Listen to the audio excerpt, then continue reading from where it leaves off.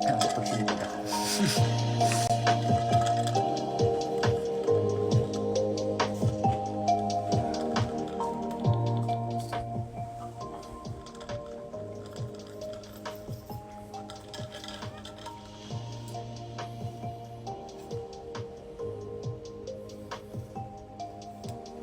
Hello, it's Monday.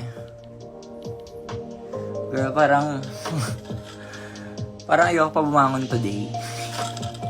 Ay, pagkagising ko kanina parang, what if huwag nang bumangon at all? Charot. Ano ulam?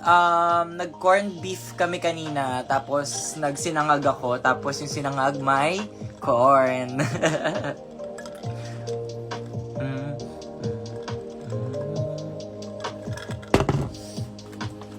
Kissable lips period. Teka lang, pa-hydrating tayo. Pag mag-lip oil muna tayo. Pinaligo ba naman ang alak? Malay mo ma-exfoliate yung katawan ko lalo dun. Have you tried the plant-based cookies? Yes, I did. They're super good. Anong review natin sa plant-based cookies? yung pint na... maliliit. Oo. Sarap. Sana next time ulit. Next time daw uli sa plant-based cookies. Pag-greet daw uli si Jarrell. Jarrell, tama ka na. Alam nyo, every time may binibigay kayong snack sa akin, food, lalo na pastries, baked goods, cookies, iisa lang yung nakikinabang.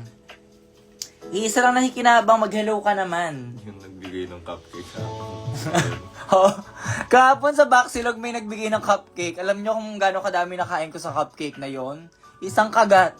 4 yun na, isang kagat lang nakain ko. Ako lang. Asarin mo pa si Kiana.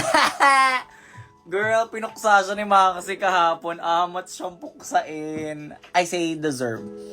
Basta ako mananahimik lang ako dito sa gilid. Chariz! Popular. I wanna be popular. Oh my God, sobrang na-appreciate ko from watching the stories from Baxilog kahapon. Like, I know the dress is pretty in person, pero grabe pala yung register nung Ozdos dressed on camera. Like, so pretty. But I wanna add a few more rhinestones to it just to make it more sparkly para mas drag siya. Also, I wanna get a new Glinda wig. Yung mas accurate to the Ozdos scene. May onti siyang bangs na very cute, ganon. Tawang-tawa ko sa reaction mo sa puksaan la. I think deserve. Charis. Okay, mag-thank you ka sa mga fans daw. Mag-thank you ka daw sa mga dessert. Salamat po. Mag-wave ka. Say hi.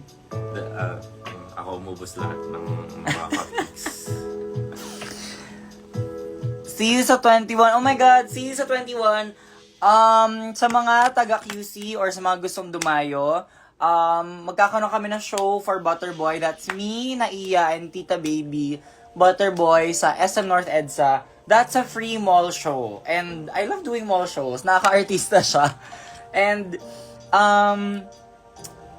I think I'm gonna be doing Popular din ulit doon. So if anyone wants to see the Ozdos dress in person, anyone wanted to take photos with me in the Ozdos dress, see you sa SM North EDSA sa 21. Sayang uwi na ako ng 20. I think mag-risked. Charis. Miss na kita miss na din kita. Sa Cebu pa ako. I was in Cebu nung June. Nag-flex na nga ng jowa sa Dits performance kagabi. Kamusta naman experience mo na nasama ka sa ano? Ayaw niya magpakita sa live. Pakita ka, mag-hi ka. Ayaw niya. Kamusta naman experience performing? Kahit taga-abot lang siya. Maganda pala kasi nasa front seat ako nung nag-ubad ka dun sa... Ay, nung naligo ka. Doon na ako sa baba. Pagbalik namin backstage, pulang-pula siya. Wow! Hindi mo ba ako miss? Miss ko na kayo. Sige na. Ayun na, punta kayo sa North EDSA sa 21. Hi, Joyce! Ayun na, nasabi ko na, hi, Joyce. Hala, I wanna see you again. Bitin ako sa backseat this kagabi. Grabe ka, Jobri! Si Jobri sobrang sipag. Pumunta na nga sa Baxilog kahapon. Tapos pumunta pa sa dates. Tapos doon nasa dates siya, nagulat ako, dalawa siya. Kasi may kambal pala si Jobri. Wala naman pneumonia, sana wala. In fairness kasi, dun sa backstage ng Drag in the South kagabi, may shower. So, diretso ligo ako after maligo ng alak. Yes.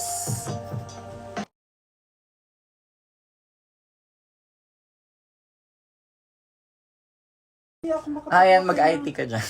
Pwede ako makapag-open ng Facebook ko. Ayan, yung mom ko nagpapatulong kay nagpapatulong sa bebe para alam niyo naman ng mga tita, nagpapaayos ng cellphone. Ang galing and ganda mo sa mga performance grab. Thank you so much. Alam nyo, wala lang, parang I've honestly been kind of hit by body dysmorphia the past few months kasi. So, now that I'm starting to feel a little better about myself again, sabi ko, okay, go. Give natin sa dates, maghubad tayo. Tsaka gusto ko kasi parang, I love doing performances na mas interactive with the crowd. So, I like performing sa mga drag brunch, sa mga events na kaya kong umikot sa mga tao. So, I really enjoy doing that. Narek mo ako kagabi, Mi. Huy! Power top na rin ata ng re-rec. Charis. Nakita mo yun nasa loob na ice cream bag? Yes! Zoe, thank you so much. Nakita ko yung letter mo with your cute art. See you sa 21. See you! I-repost stories na maganda talaga ng perform lighting kagabi sa'yo. Maya-maya, mag-repost na kami. Teka ka lang, hinay-hinay lang. And if napapansin nyo yung stories, pag nagpo-post kami ng stories, na chronological order siya. So, para ka rin nanonood ng performance in real time. So, like, ina-achieve talaga namin yun whenever we post stories. Pero ibig sabihin nun, pag may mga nagpo-post ng story na late, sorry na hindi kayo masasama sa repost. I miss your unboxing. May ma-unbox ba tayo today? I know I got a few packet, like, gifts yesterday. Wait lang.